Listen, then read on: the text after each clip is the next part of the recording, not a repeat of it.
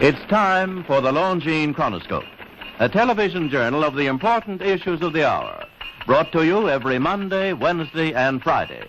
A presentation of the Longines Whitnor Watch Company, maker of Longines, the world's most honored watch, and Whitnor, distinguished companion to the world-honored Longines. Good evening, this is Frank Knight. May I introduce our co-editors for this edition of the Longines Chronoscope?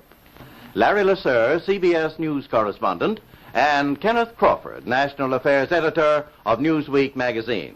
Our very distinguished guest for this evening is Admiral Richard E. Byrd. The North Pole used to be a no-man's land, but these are the days when, by buying a ticket on a commercial airliner, you can fly across the North Pole and drink a cocktail at the same time. Yet only 60 or more years ago, about 35 years ago, our guest tonight found out whether there was any land north of the North American continent. He made that first discovery flight, and I must say that Admiral Byrd, our guest tonight, is not only our greatest living explorer, but he's been an inspiration to countless Americans. Admiral Byrd, you've been to both the North Pole and the South Pole. Is there any unexplored land left on this earth that might appeal to adventurous young Americans? Yes, there is. And not up around the North Pole, because it's getting crowded up there now, because they find out it's really usable, not only to live in, but militarily. But strangely enough, there's left in the world today an area as big as the United States that's never been seen by a human being. And that's beyond the pole, on the other side of the South Pole, from Middle America. And I think it's quite astonishing that there should be an area as big as that unexplored. That's a tremendous So challenge. there's a lot of adventure left down at the bottom of the world. Well, Admiral, do you hope to see that? I do.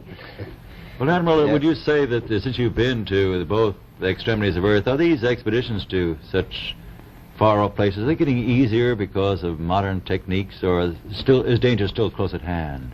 Well, it's a little risky, but nothing like it used to be with the old slow planes and the small cruising radius where we had to put down bases.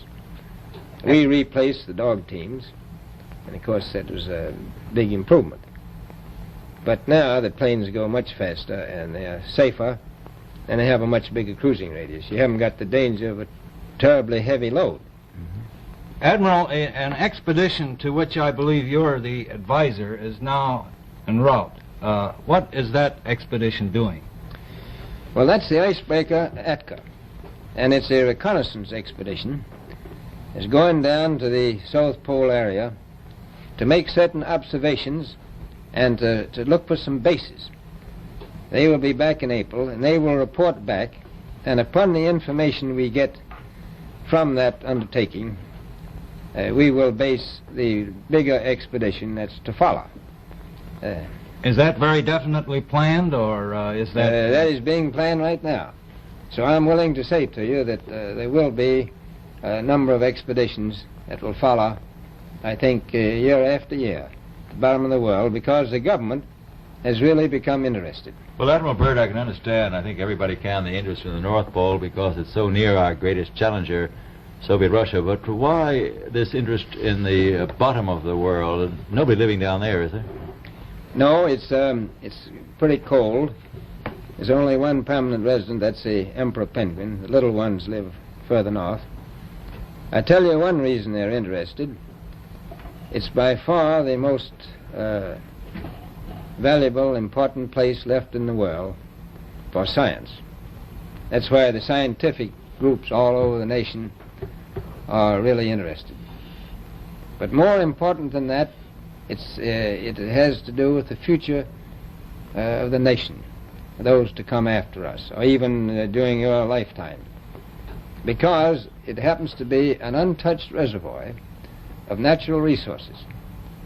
And, you know, as the world shrinks with an ever-increasing acceleration, far-flung places, once useless, like we thought the North Pole was, and no man's land, become very useful.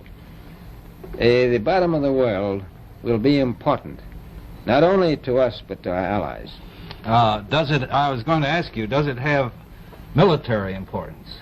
It has some, and as the world shrinks, it will continue to shrink with an ever-increasing acceleration. thus bringing these places closer. And in the future, I can see a time when it will be very, very important strategically. Well, has the development of air power increased the strategic importance of places like the very much Parma so. Peninsula, was it? Very much so. Even now, if anything happened and we lost the Panama Canal, we would have to control the islands just north of Antarctica, which are part of Antarctica, then between there and Cape Horn.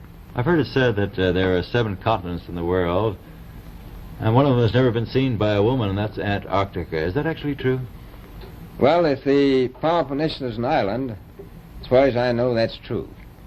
No woman's ever stepped foot upon the Antarctic continent, and it's the most peaceful place in the world. Well, I'm sure that won't last very long. I understand that now that you're working with the Arnold Bread Company in charge of frozen foods. Now, is there any future for frozen foods down these frozen extremities? Well, I think the human race can be helped by that. This was thought out by Dean Arnold, who's, in my opinion, a great humanitarian. He learned that we went down there after 4 or 5 years and finished a meal that we had left there on the table when we had evacuated Little America. Everything was perfect, including the bread. So he got the idea of this frozen bread, and already he sent some to Europe, and it worked very well over there for some of the starving people. So you can store it down to the Antarctic, and against the lean years, and you wouldn't have any people in the world really starving if you did that. Yes, in the event of an atomic war... You'd stay there forever. Admiral, you speak of the resources of Antarctica. What are they? What are the natural resources there?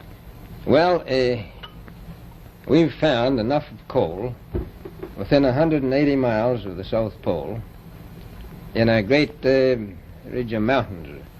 It's not covered with snow, enough to supply the whole world for quite a while. Well, that's the coal. Now, there's evidence of many other minerals. We are pretty sure there's oil. Now, that coal shows the bottom of the world. Now, by far the coldest spot in the world. Where that coal is gets 100 below zero in the winter. Well, it was once tropical. So we think there's oil there, and there's evidence, probably uranium there.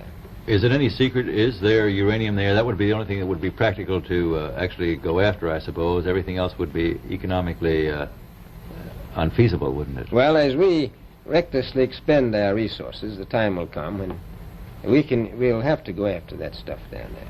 Well, you know, I avoided what you said about uranium. I'm not sure about that. I don't want to have the world fighting over the Antarctic. Admiral Byrd, is there a competition among other nations to try to get information about Antarctica and possibly to secure some of these resources? Well, yes. There are now 7 nations very much interested.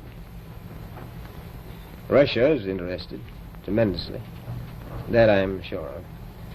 Australia has an expedition down there. The Argentine, the Chile, New Zealand, Britain, and so on. Now, you can understand those people down there being interested because they live down there, the New Zealanders, the Argentinians, the Chileans, and Australians. And so we don't do much about claiming anything. Admiral, you make this sound a little crowded. Are there that many expeditions now there or en route there? Well, you know, as I said, it's the most peaceful place in the world, but I don't think it will be for long because of this intense interest on the part of other nations and this nation. Well, Admiral Byrd, are private expeditions a thing of the past? Is expedition and exploration, making expedition and exploration now purely a government function because of the tremendous cost and organization? No, I don't think so. I think down south it may be more or less a thing of the past, but not other expeditions that go. There's a lot of them go north now. This latest expedition now on the way is a government expedition, I take it. Yes, that's the government. Admiral Byrd, may I ask you, is there a great difference between the top of the world and the bottom of the world? There is. Now, the North Pole is the center of an ocean 10,000 feet deep. The South Pole, the center of a plateau, 10,000 feet high. The North Polar Sea is surrounded by continents slightly frozen. The Antarctic continent is surrounded by a belt of ice frozen seas of at least 1,200 miles thick. Now, the south is a plateau. It gets, in some places, 14,000 feet up. I've been over areas about 13,000, and it's a little bit chilly up there. So there's that big difference between the top and bottom of the world. The north really isn't very cold up there on the Arctic Ocean. Not compared to the south. Admiral Byrd, we often hear it said that our young Americans now aren't as hardy as their forefathers. Do you think that Americans do measure up to the standards, the physical standards and morale standards of the past? I do. I don't believe that. I think they're just as hardy. Well, what would you say was the most valuable factor on an expedition? Is it morale, or physical courage, or is it sheer equipment? Well, I've always thought that loyalty was by far the most important trait. The British told me that when I first went down in 28, that I couldn't possibly get through the winter night without a mutiny if I took more than 20 men.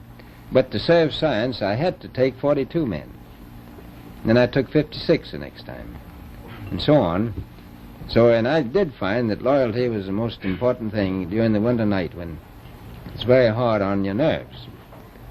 I think that's best trait. Well, that's a very valuable characteristic at any time. Well, thank you very much, Admiral Byrd. It's been a great pleasure to have you here tonight. It's a pleasure to be with you. Yes. The opinions expressed on the Longines Chronoscope were those of the speakers. The editorial board for this edition of the Longines Chronoscope was Larry Lasser and Kenneth Crawford.